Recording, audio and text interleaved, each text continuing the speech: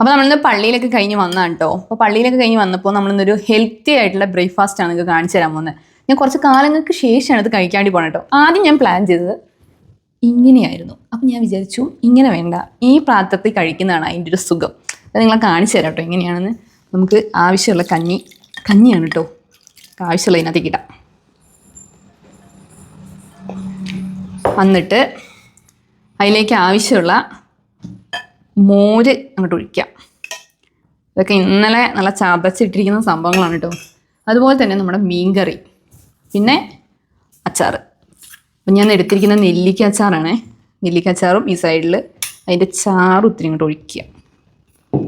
പിന്നെ മീൻകറി ഒഴിക്കുക. മീൻകറിക്ക് ഞാൻ സ്പൂൺ എടുത്തില്ല. മത്തിയാണ് കേട്ടോ, നല്ല മത്തി മുളക് ഇട്ട നല്ല മത്തിക്കറിയാണ്.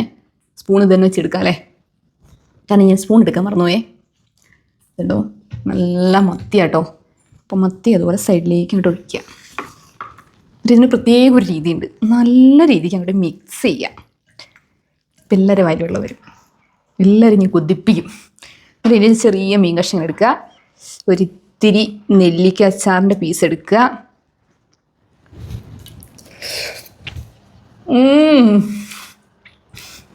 പറ്റുന്നുണ്ട് പറയാട്ടോ, സംഭവം പൊളി. കുറേ കാലത്തിന് ശേഷം കഴിക്കുകയാണേ. അപ്പോൾ സംഭവം പൊള്ളിയാണ് കേട്ടോ.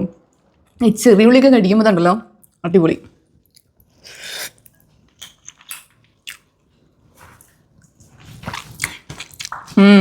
അടിപൊളി. അപ്പോൾ എല്ലാവരും ഒന്ന് ട്രൈ ചെയ്ത് നോക്കണേ. എനിക്ക് ഭയങ്കര ഇഷ്ടപ്പെട്ടു. അടിപൊളി കേട്ടോ. ഇതുണ്ടോ, ഈ മുളകൊക്കെ ഉണ്ടല്ലോ അവിടെ നന്നായിട്ട് മോരൊക്കെ ആയിട്ട് കുടിച്ചിരിക്കുക. നല്ല ടേസ്റ്റ് ഉണ്ട്.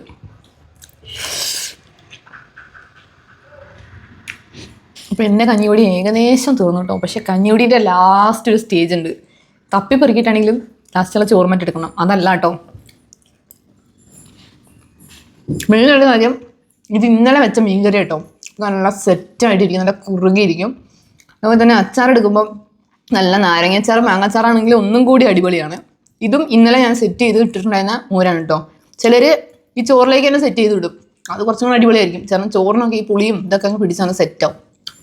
അപ്പം ഇതിൻ്റെ ലാസ്റ്റ് സ്റ്റേജ് ഞാൻ പറഞ്ഞല്ലോ, ആ ലാസ്റ്റ് സ്റ്റേജ് എന്താണെന്ന് വെച്ചാൽ കേട്ടോ, എല്ലാം കൂടി സെറ്റായിട്ടിരിക്കുന്ന ഈ വെള്ളം ഉണ്ടല്ലോ, അതിനെ വലിച്ച് കുടിക്കണം.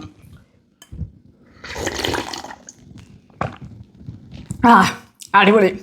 ഇത് കുടിക്കുമ്പോൾ ഒരു സുഖം ഉണ്ടല്ലോ, നമുക്ക് വേറെ എന്ത് ഭക്ഷണം കഴിച്ചാലും കിട്ടൂല. ഇതുപോലെ നമ്മുടെ പിള്ളേർക്കൊക്കെ രാവിലെ ഇത്രയും എരിവിൽ മീൻകറി ഉണ്ടാക്കി കൊടുക്കണം എന്നല്ല ഞാൻ പറയുന്നത്. രാവിലെ ഈ ഫുഡൊക്കെ കൊടുത്തിട്ടാണ് പിള്ളേരെ വിടുന്നതെന്നുണ്ടെങ്കിൽ അവർക്ക് ക്ഷീണം കാര്യങ്ങളൊന്നും ഉണ്ടാവില്ല.